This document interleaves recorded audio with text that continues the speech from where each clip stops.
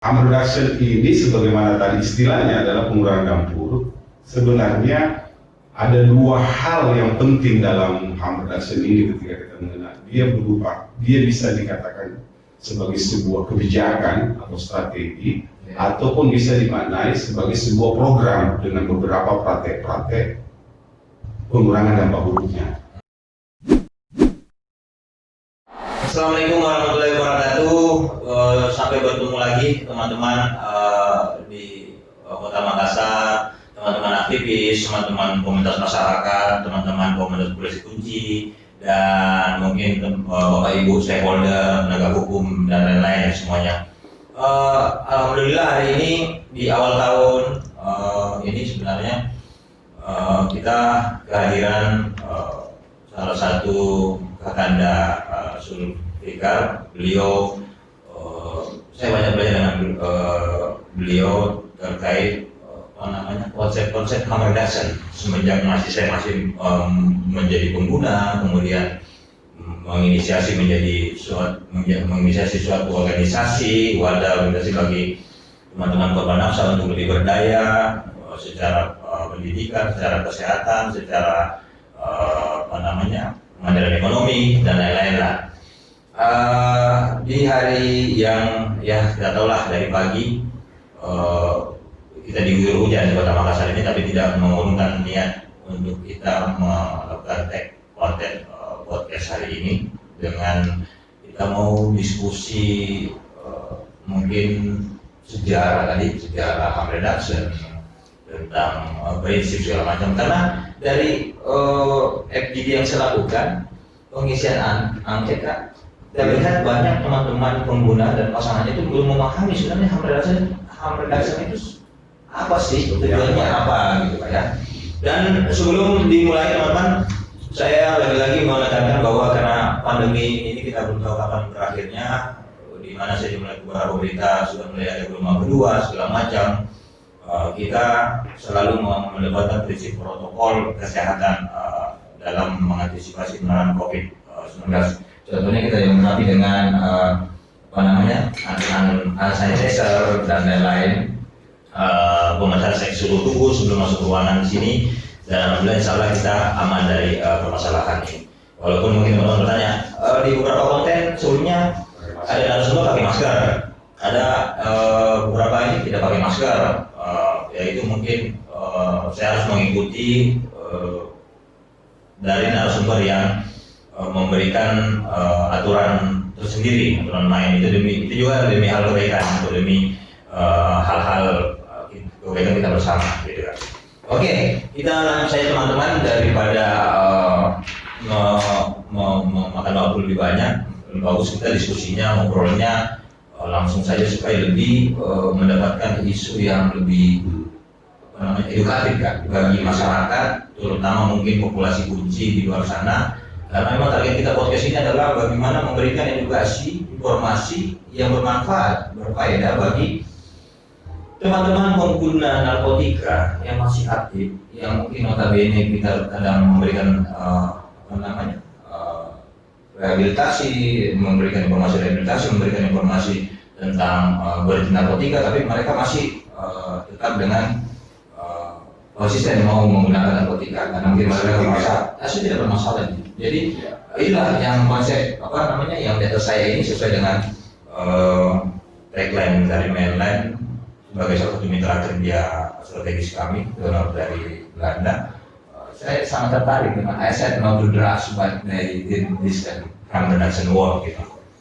Jadi saya berharap teman-teman diskusi ini obrolannya akan menambah, memperkaya pemahaman tentang apa sih harm reduction itu, ya kan? Apa tujuannya, prinsipnya, hierarkinya, dan komponen-komponen yang ada dalam harm reduction itu dalam penanggulangan narkotika. Mungkin itu. Mungkin awal saya mau sampai bertanya sama kakanda Sul. Tapi Kak, menurut pengetahuan Kak Sul yang notabene sebenarnya orang sudah lama berkecimpung, saya ingat sekali. Saya waktu itu masih aktif, masih belajar lah, belajar berkomunitas. Kak Sul sudah ada di salah satu LSM yang besar, melakukan penjangkauan dalam konsep harm reduction, kemudian Kasur bergabung dengan Komisi Penanggulangan AIDS Provinsi, dan fokus terus sampai hari ini terhadap program harm reduction. Sejarah tentang harm reduction sebenarnya itu dimulai dari mana, gitu, sehingga muncullah program harm reduction. Ya. Ya, terima kasih Pak Arif dan teman-teman sekalian.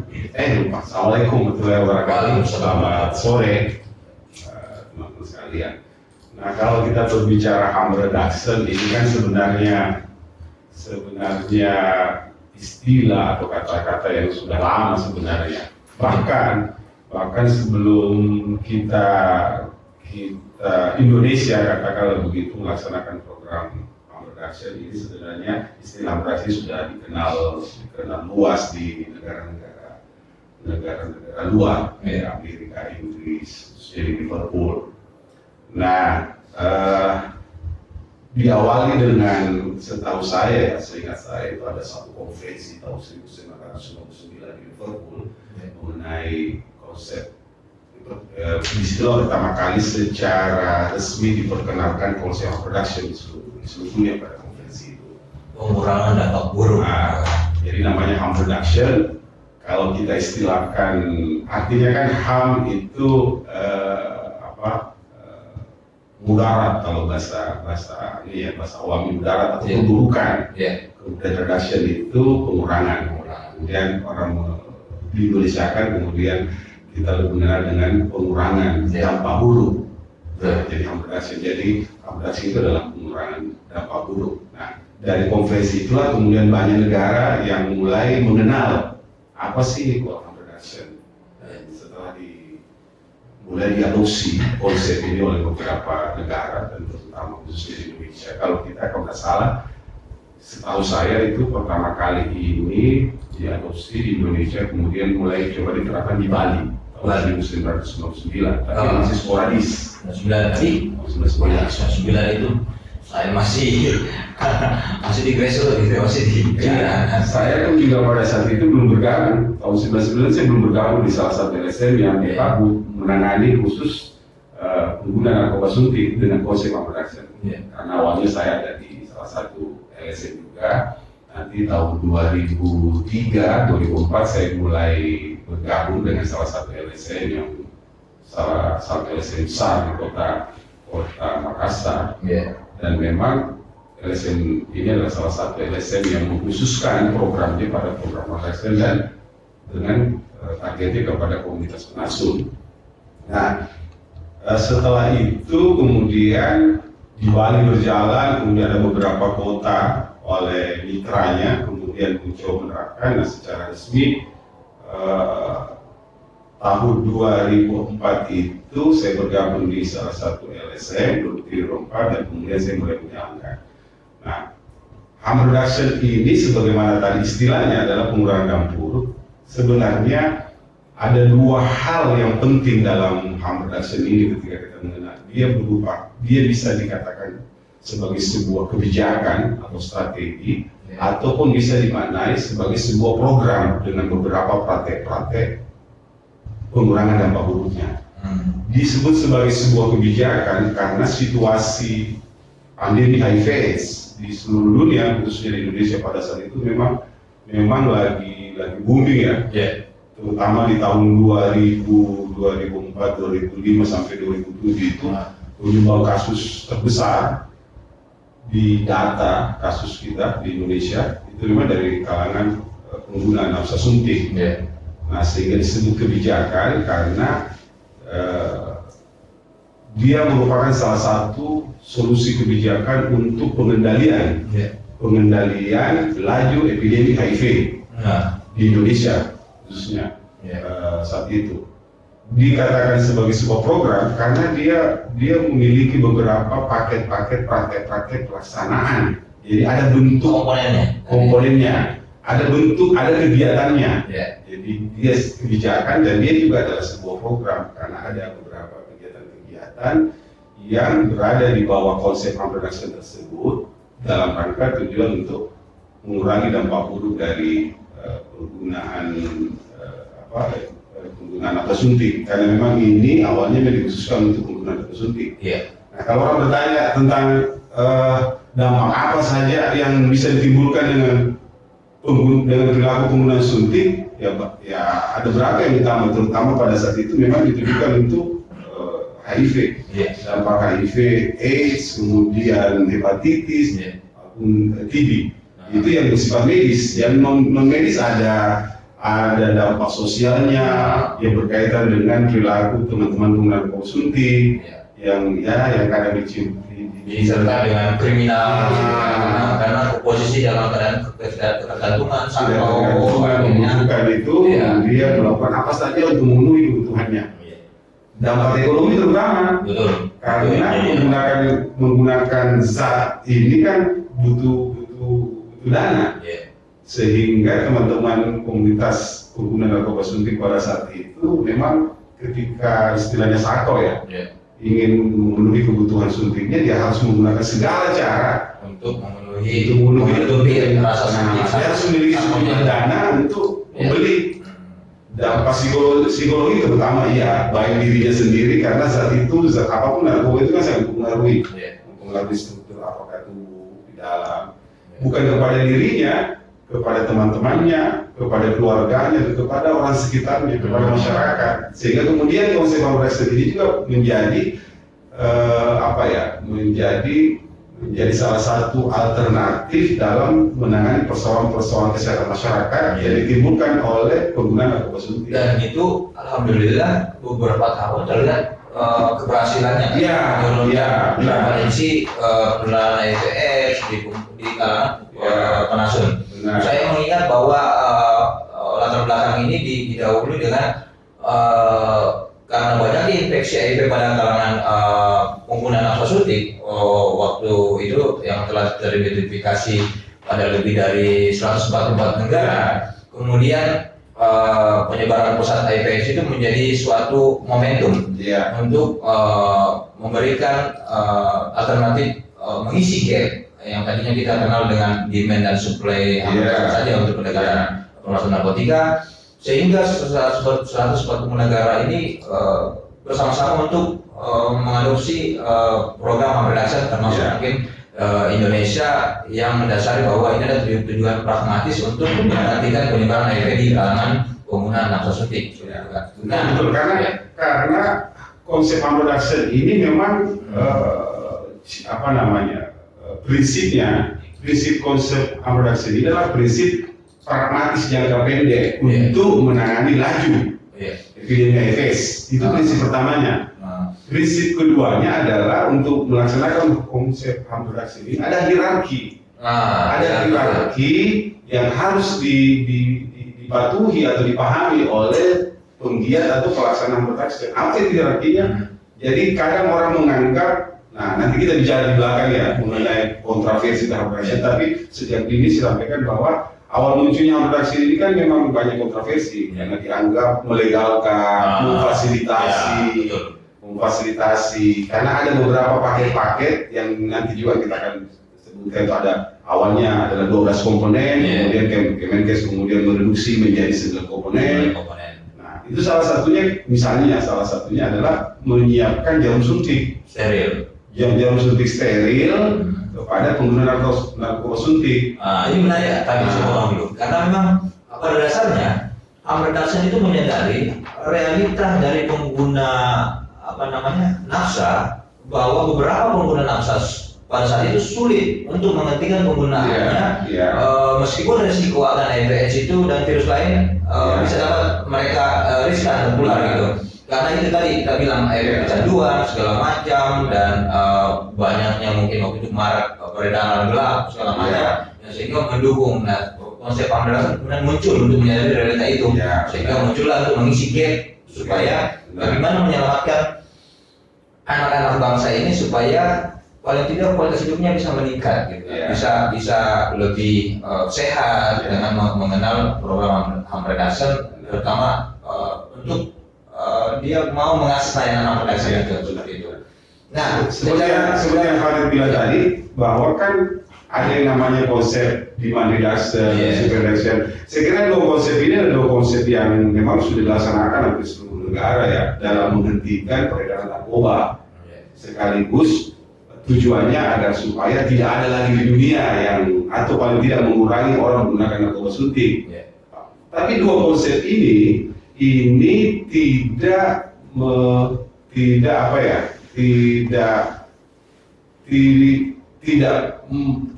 melihat bahwa orang itu ketika sudah menggunakan narkoba khususnya narkoba suntik itu tidak bisa serta merta untuk berhenti. Oleh karenanya dia harus diajak pelan-pelan, harus diedukasi, Tapi sambil dia berproses untuk berhenti, ada banyak masalah yang timbul. Karena setelah dia menggunakan narkoba suntik, muncul HIV, muncul TB, hepatitis. Siapa yang mau? Siapa yang mau menangani dampak buruknya? Katakan dia akhirnya berhenti, tapi dia akan dibarengi oleh beberapa penyakit-penyakit ini. Akibat dari penggunaan. Sehingga harm reduction itu muncul sembari dilaksanakan program demand itu kan menghentikan permintaan dengan cara memberikan edukasi, memberikan informasi tentang bahaya narkoba suntik. Sembari itu jalan, juga masuk konsep harm reduction untuk menyasar dampak buruknya. Sehingga ketika dia berhenti benar-benar minimal resiko mendapatkan resiko terkait. Dia sudah abstinen, dia berhenti dan dia sehat kembali dengan penyakit. Dan berdampak sama kehidupan keluarga.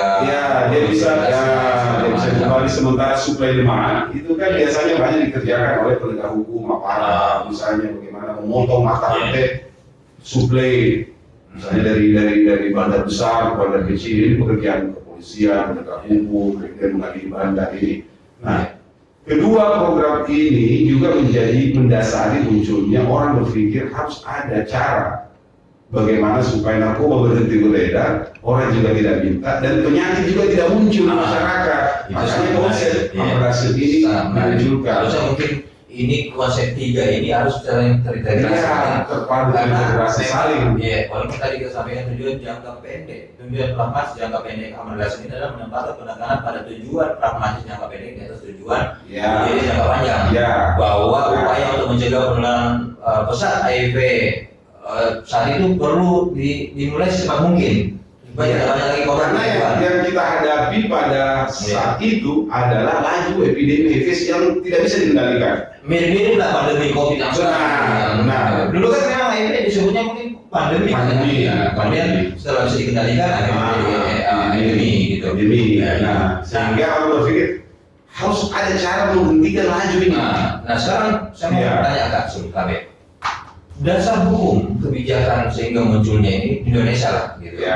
Itu dasar hukum yang memperkuat bahwa harm reduction ini dapat diterima oleh masyarakat, penegak hukum segala macam. Itu mulai dari dasar hukum kapan Kak itu? Jadi sehingga saya ketika ini harm reduction sudah memperkenalkan dan semua orang, semua komponen, semua penggiat baik pemerintah maupun penggiat itu menyadari bahwa memang laju epidemi ini harus dikendalikan bersama. Begitupun juga pada saat itu institusi BNN dan kepolisian sudah menyadari tidak bisa itu, agak sulit dikendalikan kalau hanya dengan demand supply maka mulai. Maka tahun 2003 itu setahu saya pada saat itu Pak Wakil yang menjadi ketua KPA pada saat itu strukturnya adalah Wakil Presiden Pak Yusuf Kalla. Pak Yusuf Kalla akhirnya dengan diinisiasi oleh teman-teman penggiat HIV dan berbagai komponen akhirnya memfasilitasi lahirlah sebuah kesepakatan bersama antara KPA pada saat itu Komisi Penanganan AIDS bersama dengan BNN dan kemudian Mengkesra melalui kesepakatan untuk bagaimana melakukan program harm reduction secara terpadu. Tapi pada saat itu belum ada pedoman pelaksanaan teknisnya. Tapi yang kita tangkap bahwa itu sudah ada keinginan baik dan keinginan kuat antara Komisi Penanggulangan AIDS, Badan Narkotik Nasional, institusi negara yang memang khusus menangani masalah narkoba ini sudah mulai menerima bahwa memang tidak bisa hanya supply dan demand, tidak bisa hanya menangkap, tetapi memang harus ada pendekatan lain. Kemudian ada Mengkesra juga akhirnya. Cuma sayangnya pada saat itu setahu saya hanya sebatas kesepakatan bersama. Nanti tahun-tahun berikutnya baru muncul ada beberapa aturan-aturan yang benar-benar bisa menjadi payung hukum bagi pelaksanaan HAM berdasar. Masuk misalnya dari perubahan undang-undang narkotika juga sebenarnya itu dari 97 itu menjadi bukan nomor 35 tahun 2009 dengan itu semangat pendekatan humanisnya dia itu. sebagai basic saya memiliki sedikit pengetahuan hukum. Iya. Di pasal itu ada pasal 54 tentang pecandu dan penyalahguna wajib menjalani rehabilitasi. Gitu. Nah, rehabilitasi itu kalau menurut saya itu bagian dari konsep HAM berdasar sebenarnya, karena secara hierarki paling tinggi dari 4 hierarki HAM berdasar itu adalah saya sudah berhenti mengulangi supaya teman-teman edukasi. Pertama adalah sterilisasi kan, gitu. Kemudian bleaching kan, kemudian berlanjut sebaiknya menggunakan dengan cara tidak steril, menggunakan peralatan yang steril. Kemudian berangkat ke atas sebaiknya menggunakan narkoba yang tidak disuntikan. Dan yang terakhir adalah sebaiknya tidak menggunakan narkoba. Itu jangka panjang itu. Berarti memang HAM berdasar ini tidak lepas juga dari konsep yang dipahami oleh penegak hukum bahwa demand, supply, HAM berdasar harus terintegrasi dengan baik. Ya, hanya karena orang melihat sepintas saja langsung muncullah kontra gitu. Memang mungkin juga satu kelemahan, boleh dinilai satu kelemahan atau memang bukan kelemahan, karena HAM berdasar sendiri kan memang tujuan yang diutamakan adalah tujuan jangka pendeknya, pragmatisnya, bagaimana menghentikan laju epidemi melalui penggunaan narkoba suntik agar supaya epidemi HIV di kalangan narkoba suntik itu bisa ditekan, karena pada saat itu sebenarnya memang penyebab terbanyak kasus itu. Orang tidak melihat bahwa HAM berdasar ini punya tujuan bagaimana menghentikan orang. Makanya pemerintah sadar dituangkan dalam Permen Kesel nomor 2 tadi tahun 2007 gitu, tentang penanganan yang buruk untuk tujuannya adalah bagaimana mengantisipasi penyebaran pesat melalui MPS gitu. Ya, soalnya karena ini narkoba suntik ini tidak seperti orang yang dicandu makan kacang.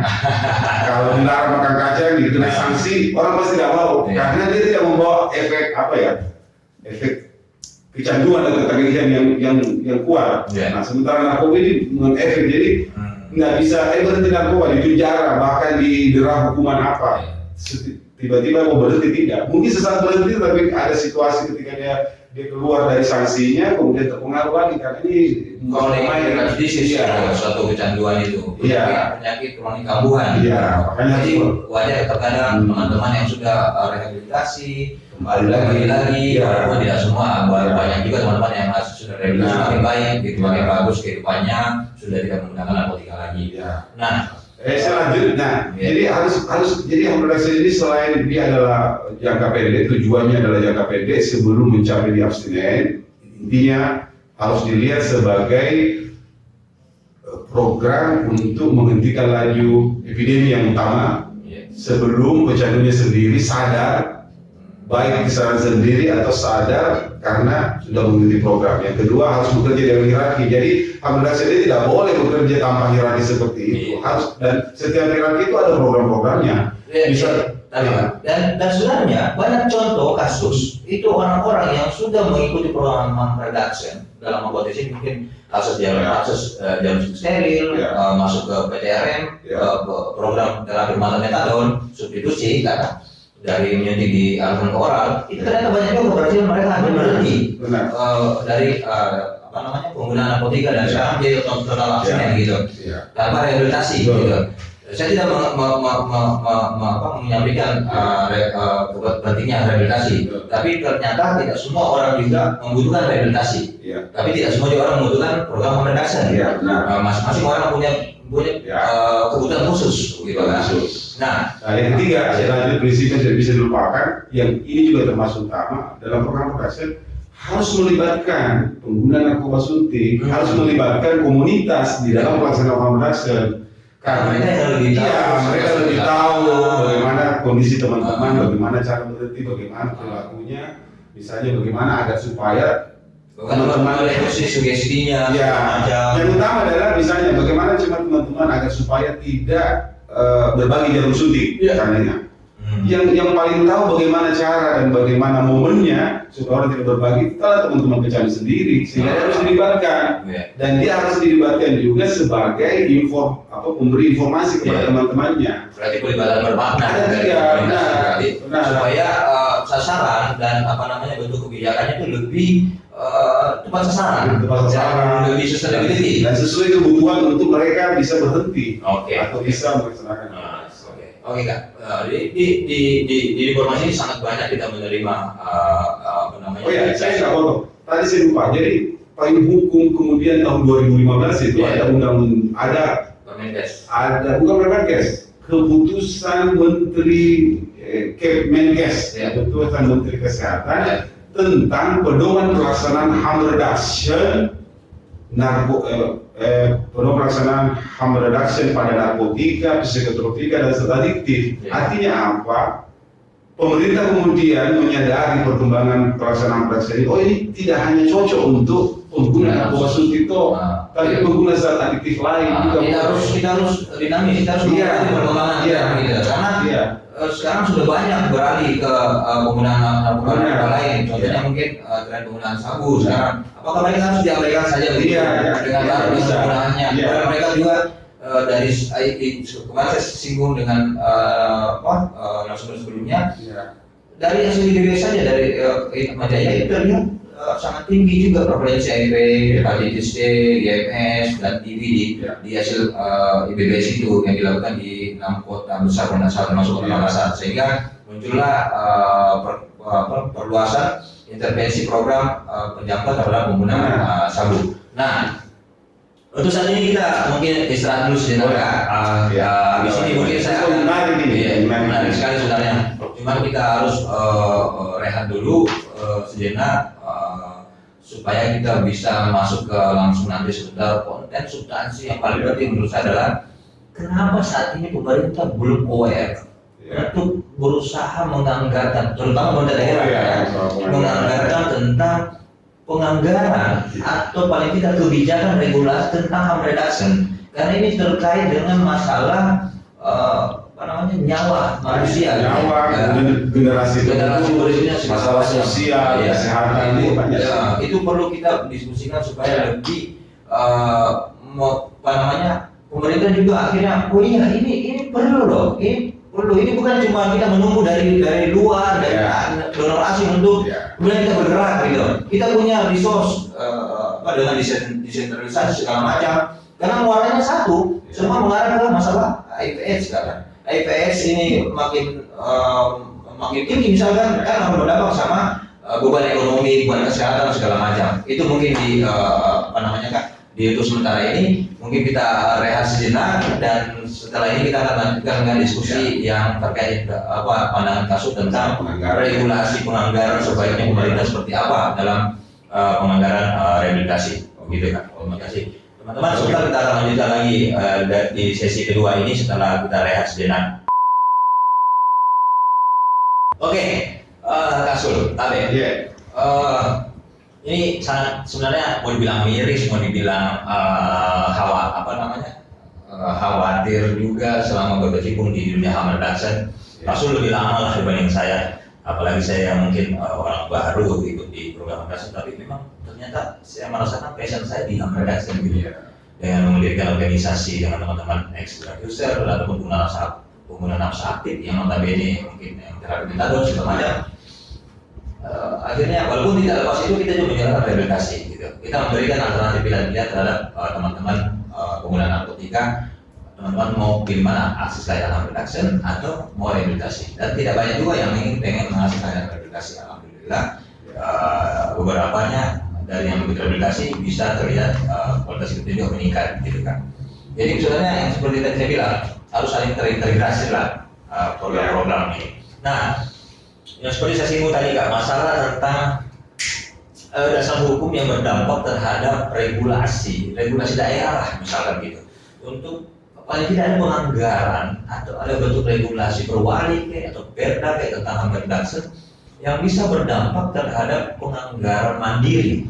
Karena setahu saya selama ini kita tergantung secara nasional mungkin juga tergantung dengan pengadaan alat kesehatan. Iya. Contoh pengadaan alat suntik steril itu masih kita harus pengadaan dari luar negeri, misalkan metadon, begitu juga. Walaupun alhamdulillah di Makassar metadon itu kita gratis dan beberapa hal-hal lain.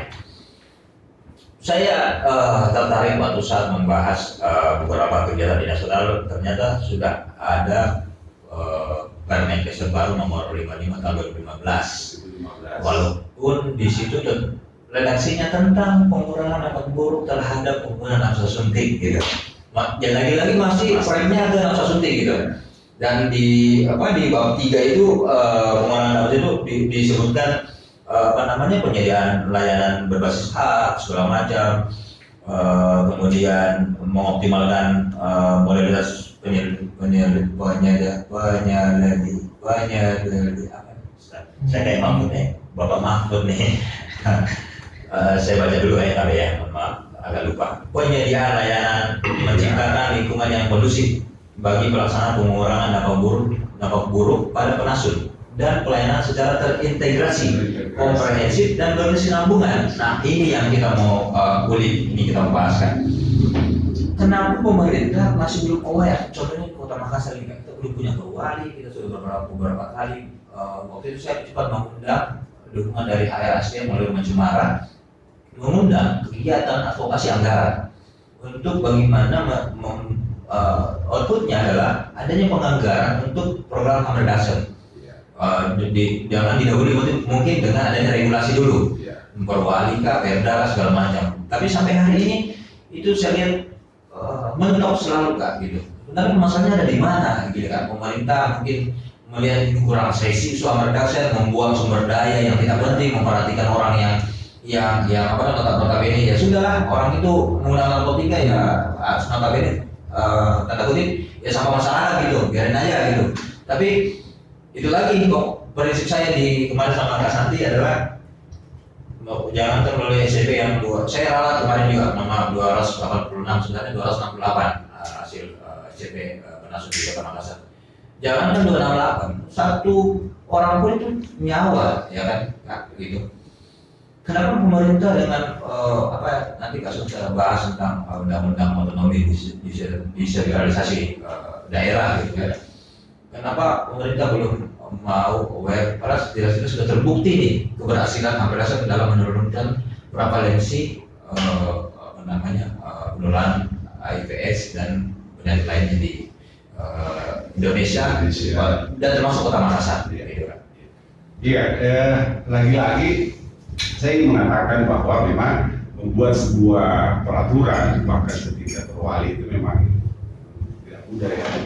Harus diberikan data dan kemudian data itu memang harus menunjukkan bahwa permasalahan yang kita mau mau lindungi atau mau payungi dengan sebuah peraturan memang harus dianggap serius oleh pemerintah terus pemerintah kota, yang dengan keseriusannya itu kalau tidak ditangani akan berdampak kepada hampir aspek-aspek pembangunan lainnya, aspek pembangunan, aspek sosial, tentunya aspek kesehatan.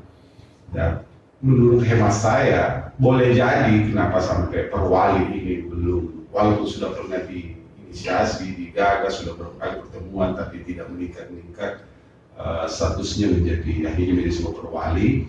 Ya boleh jadi mungkin juga karena memang pemerintah menerima informasi-informasi dari para pelaksana, penggiat atau dari dinas terkait, misalnya dinas kesehatan, bahwa persoalan harm reduction perbuatan narkoba suntik di Makassar itu sudah bisa ditangani dengan baik. Jadi memang kan itu laporan-laporan itu bisa berdampak, informasi itu bisa berdampak dua sisi. Artinya kalau dilaporkan sudah cukup baik, artinya sudah tidak meresahkan, sudah bisa ditangani, itu banyak sekali yang bisa diambil kesimpulan. Oh berarti anggarannya sudah memenuhi, oh layanannya sudah ada, oh orang-orang yang bergiat itu sudah stabil. Nah seperti itu boleh jadi. Apakah laporan ini memang benar-benar laporan yang sesuai dengan fakta di lapangan, ataukah hanya sebagai sebuah laporan proyek? Ya. Ya kita tahu lah, biasanya kalau ada sebuah proyek kemudian agar supaya dianggap berhasil proyeknya dilaporkan lah. Tapi saya tetap berpositif thinking bahwa memang penanganan harm reduction khususnya narkoba suntik di Makassar, jangan di Makassar, laporan-laporan dari nasional saja kan beberapa donor itu sudah menganggap bahwa Indonesia itu sudah cukup berhasil dalam penanganan penggunaan narkoba suntik di Indonesia, sehingga kemudian kita tahu beberapa anggaran-anggaran donor itu tidak lagi banyak mengalokasikan anggaran-anggaran untuk penanganan khusus kepada harm reduction. Itu satu mungkin. Kedua, atau boleh jadi memang teman-teman penggiat ini kurang memberikan informasi kepada pemerintah atau kepada masyarakat umum dan terutama kepada stakeholder. Stakeholder di sini selain pemerintah ada DPR. Dan kita tahu DPR itu jadi sebuah isu yang mau ditangani boleh berasal dari pengajuan untuk menjadi sebuah perwali atau mendapat anggaran, boleh diajukan oleh pemerintah, disetujui oleh DPR, maupun masyarakat ke DPR melaporkan ada situasi begini, kemudian DPR kemudian meminta kepada pemerintah untuk menganggarkan. Nah, menurut saya mungkin ada hal-hal yang perlu diperbaiki dari proses. Komunikasinya lebih efektif penyampaiannya. Contoh misalnya selain kuantitas pendekatan kepada pengambil kebijakan, memang kualitas informasi harus berdasarkan fakta. Karena begini kata contoh misalkan begitu intervensi kami akhirnya disetujui untuk melakukan program penyampaian ATS terhadap pengguna sabu di Kota Makassar melalui dukungan donor internasional namanya Merlin dari Belanda. Kami itu soal ke Kepala Dinas Kesehatan Kota Makassar untuk Bu Naisa dan jajaran stafnya, kabinetnya segala macam. Beliau sangat antusias, beliau sangat berterima kasih gitu. Dengan ini mungkin bisa membantu target pemerintah dalam isu kesehatan, misalkan yang 1990 itu menemukan segala macam, menemukan orang untuk dibawa ke layanan, kemudian untuk terapi ART segala macam. Dan akhirnya memang setelah kita melakukan program itu banyak dari pengguna sabu itu kita rujuk ke layanan untuk membesarkan tes HIV gitu. Tes HIV, tes HIV segala macam. Berarti kan secara tidak langsung itu berguna juga program ini untuk membantu pemerintah dalam mengurangi beban biaya. Gitu. Dan kedua, dengan adanya program itu akhirnya layanan penyediaan harm reduction selama ini sudah mulai aware gitu bahwa ternyata mindset kita selama ini yang hanya notabene ketika bicara harm reduction itu identik dengan penasun, ternyata tidak juga gitu. Harus kita mulai memikirkan pengguna-pengguna lain, terutama pengguna sabu yang juga dari yang saya sebutkan IBBS beresiko juga terkait penularan penyakit gitu kan ya, termasuk masalah kesehatan mental gitu. Alhamdulillah 2 tahun lebih berjalan program ini ada sekian ribu lah kita jangkau pengguna sabu umum yang pengguna tes, dan beberapa kita rujuk ke layanan kesehatan dan itu bisa mendongkrak capaian VCT terutama tes dan konseling dan tes secara sukarela bagi pengguna sabu. Nah itu kalau seandainya didorong, walaupun sedihnya karena program proyek itu harus berakhir tahun ini, seandainya itu bisa diadopsi oleh pemerintah daerah untuk ya paling tidak walaupun tidak mendukung secara penuh tetapi mendukung secara regulasi, saya rasa itu akan berdampak juga positif untuk memperhatikan masyarakatnya, Kota Makassar khususnya, untuk bagaimana teman-teman pengguna ini bisa didorong untuk lebih dekat dengan layanan kesehatan seperti itu.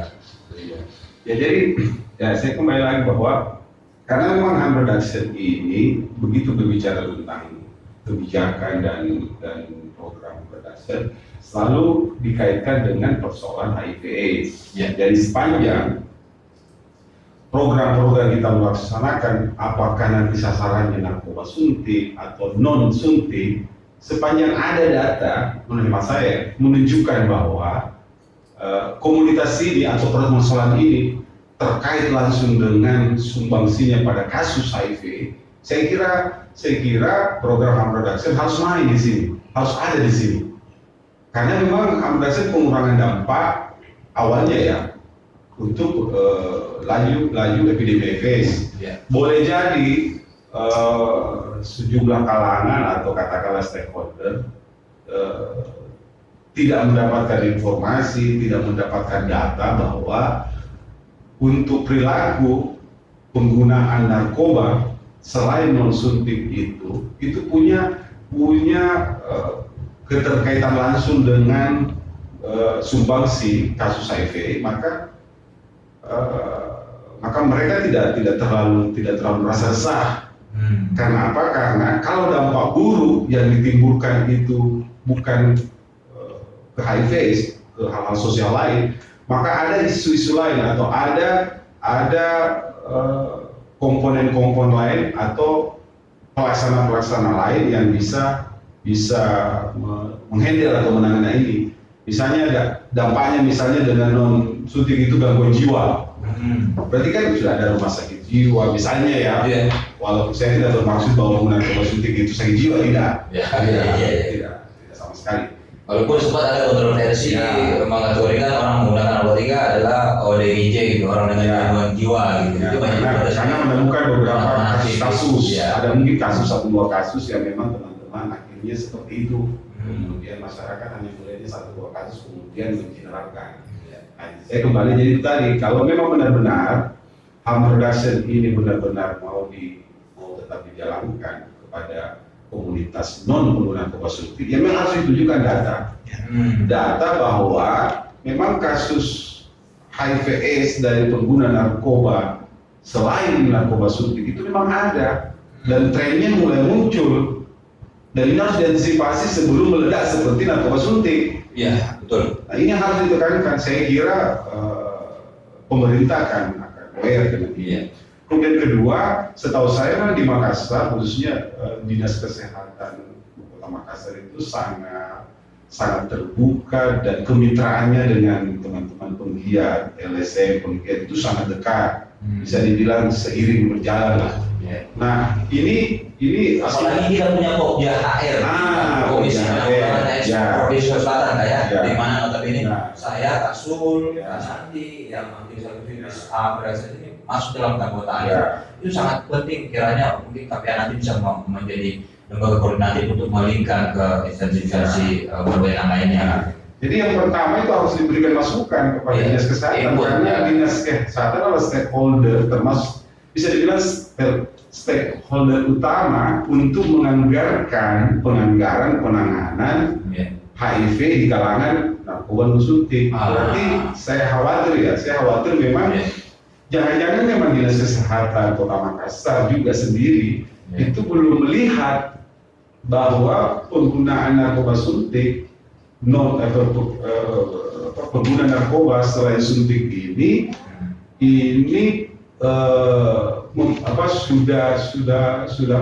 sudah punya kaitan langsung dengan menyumbang HIV/AIDS. Atau boleh jadi mungkin Dinas Kesehatan Kota Makassar bahwa untuk non suntik ada program-program lain yang menangani. Tapi sekali lagi saya ingin mengatakan juga memang secara umum bahwa sebenarnya masalah apapun, khususnya masalah kesehatan di Kota Makassar atau di daerah, sebenarnya itu sudah menjadi kuasa atau wewenang dari pemerintah lokal. Apalagi setelah ada Undang-Undang Nomor 23 kalau nggak salah tentang otonomi daerah, ada desentralisasi di mana memberikan wewenang maksimal kepada pemerintah daerah untuk menganggarkan atau mengadakan pembiayaan terhadap isu-isu kesehatan yang ada di lokal daerah daerahnya. Cuman ini bukan survei pengamatan kecil saya bahwa memang yang mengganggu saat ini memang karena kita memang sekarang ini pemilihan kepala daerah kita yang baru kita lalui. Itu melalui pemilihan langsung. Nah, proses pemilihan langsung ini kan melalui proses panjang. Seorang kepala daerah yang mau dipilih oleh masyarakat secara langsung harus terlihat baik. Program-programnya harus terlihat tidak melanggar etika di norma masyarakat. Walaupun dalam tanda petik Ya. harus dalam tanda petik tidak boleh bertentangan dengan nilai-nilai yang dianggap ada di masyarakat. Bagaimana Contoh, mau mengenal ini kalau belum mau mempelajari gitu. ya benar, lagi itu. Komunikasi ya. Ya, itu menjadi tanggung jawab. Jadi mestinya waktu proses pemilihan ini teman-teman penggiat HIV sudah harusnya hadir untuk mendekati calon untuk memberikan informasi tentang bahaya HIV, bahaya narkoba, bahaya ini, sehingga nanti ketika dia terpilih itu akan menjadi prioritasnya. Ya. Nah, karena mungkin itu tidak ada dan tidak, ya saya kembali lagi tadi, tidak mungkin seorang calon kepala daerah mau berkampanye bahwa kalau saya terpilih saya akan melaksanakan program pelaksanaan kondom di Kota Makassar untuk mengatasi HIV. Elektabilitas harus turun ya. Turun elektabilitasnya itu juga mungkin, sehingga harus ada program-program ya, walaupun programnya dari tahun ke tahun antara satu calon yang sama saja, hanya berbeda kemasan saja. Itu juga mungkin salah satu menurut hemat saya ya salah satu tantangannya. Sebenarnya tinggal membungkus saja. Iya benar. Komunikasinya gitu kan ya. Isinya gitu. Oke, sangat menarik kan. Mohon maaf ini karena waktu sudah sangat ini. Saya takutnya teman-teman nanti yang akan menyaksikan agak panjangan, agak boring. Sangat menarik beberapa informasi yang saya tangkap dari Kak Sul itu ternyata sangat berharga sekali bagaimana kita mengadvokasi anggaran segala macam. Tentunya tidak lepas dari komunikasi yang efektif dengan stakeholder terkait segala macam. Kolaborasi antara NGO yang bermain di isu action, AIVS segala macam, kita harus saling bersinergi dan saling mengisi dia. Itu juga ya penting perhatikan sebelum berakhir bahwa memang teman-teman para penggiat khususnya yang penggiat di kalangan AMR Redaction harus berkolaborasi, tidak berjalan sendiri-sendiri. Walaupun saya lihat memang sudah berjalan ya berkolaborasi, tapi mungkin perlu ditingkatkan sehingga suatu isu harus menjadi isu bersama, bukan hanya isu balata misalnya, bukan hanya isu LSM lain, tapi dia harus menjadikan isu bersama, dan kalau perlu stakeholder yang lain juga seperti dinas kesehatan maupun dinas sosial itu diajak duduk bersama dan menjadikan itu bersama. Kalau itu isu menjadi isu bersama, saya kira sangat mudah untuk mendapatkan penganggaran. Mantap, terima kasih ya, atas waktunya. Sangat berharga informasinya teman-teman. Mudah-mudahan informasi yang kita diskusikan obrolkan santai dengan Kak Sul hari ini sebagai penggiat AMR Redaction, dan saat ini beliau masih aktif di Komisi 16 Provinsi Selatan, akan berguna bagi teman-teman masyarakat umum Sulawesi Selatan ataupun khususnya Kota Makassar, serta saya berharap para pemangku kepentingan dapat melihat tayangan video podcast ini supaya lebih aware dengan apa sih AMR Redaction itu, kenapa diperlukan, kenapa masih digunakan. Karena saya pernah melihat statement dari Ombudsman Nasional, ada satu negara di Eropa yang tingkat keberhasilannya dalam menjalankan program AMR Redaction itu dianggap berhasil, tiba-tiba pemerintahnya menghentikan program AMR Redaction itu, dan ternyata setelah beberapa waktu program itu berhenti, prevalensi di penggunaan narkotika itu meningkat. Itu yang kita khawatirkan. Jangan sampai itu terjadi seperti misalnya analogi COVID yang sekarang terjadi. Kita merasa sudah selesai nih, ternyata gelombang kedua. Kita kaget lagi. Program AMR Redaction ini sudah seharusnya masuk menjadi standar pelayanan dari pelayanan kesehatan ya. Mudah-mudahan teman-teman pelayanan kesehatan itu lebih aware lagi dengan isu AMR Redaction ini, termasuk terhadap penggunaan aksa umum gitu. Saya berharap nanti di episode selanjutnya saya lagi berusaha mengkontak Bapak Ibu teman-teman di layanan kesehatan yang punya layanan AMR Redaction supaya kita mau melihat perspektif mereka, perspektif beliau terkait program AMR Redaction gitu, supaya lebih saling melengkapi apa yang dikatakan narasumber sebelumnya, Kak Sul hari ini ataupun saya sebagai yang menyediakan wadah untuk informasi ini, sehingga akan menjadi suatu alhamdulillah kalau menjadi rencana kita lanjut untuk menyampaikan aspirasi ini ke kepentingan gitu, untuk kepentingan bersama. Demikian teman-teman, terima kasih banyak karena Sul atas waktunya hari ini dengan hujan yang diguyur dari pagi membuat aktivitas kita agak sedikit terhambat. Jangan lupa teman-teman like, komen dan subscribe. Kami butuh komen-komen dari teman-teman untuk terkait isu apa yang perlu kita akan bahas lagi yang menarik untuk teman-teman butuhkan di podcast ini. Dan harus tetap semangat. Ya, harus tetap Biar semangat. pandemi. Jangan lupa menjaga jarak untuk tetap pandemi ini belum berakhir. Itu satu, kita harus tetap terus menjaga protokol kesehatan. Dan mohon maaf jika kami dalam beberapa konten harus sambil saling merokok segala macam, tetapi kan saya selalu menyesuaikan terkait dengan pinjaman narasumber. Kebetulan saya dan Rasul adalah ahli hisab, ahli merokok, jadi inilah yang kita lakukan untuk mencairkan suasana dalam berdiskusi. Teman-teman, kita akan berjumpa lagi di episode selanjutnya, insya Allah dengan informasi yang lebih menarik, tentunya dalam kerangka frame yang masih sama, bagaimana kita menyelamatkan anak bangsa, menyelamatkan teman-teman pengguna narkotika itu supaya peningkatan kualitas hidupnya lebih baik segala macam, dan tidak menutup kemungkinan untuk menuju ke total abstinen itu tetap terbuka karena secara itu sudah ada di Ahmad Redaction. Demikian hari ini tayangan podcast ini dengan Kakak Rasul. Terima kasih atas perhatian dan atensi teman-teman. Assalamualaikum warahmatullahi wabarakatuh. Selamat sore, jangan lupa jaga kesehatan dan jangan lupa bahagia. Terima kasih. Assalamualaikum.